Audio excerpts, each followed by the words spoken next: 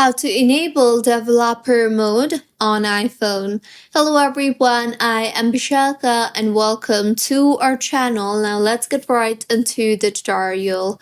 Firstly, go ahead and open the Safari on your device if you have not already added developer mode. Now, tap on the search bar and search for beta.apple.com. Now, in the interface that you will be led to, tap on the sign up or sign in option you see there, and then go ahead and sign yourself in or sign up for beta account. Further, scroll down to the bottom after agreeing to the terms and condition, and then tap on the agree button you see there, and you will be signed in for beta.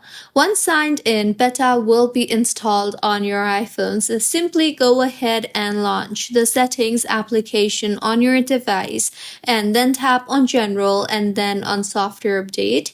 Here you will see the option for beta updates. Tap on that, and this particular interface, if Apple has released any developer beta, then you will be able to view here. So simply tap on the developer beta option you see there, and with this you will be able to get the developer mode on your iPhone.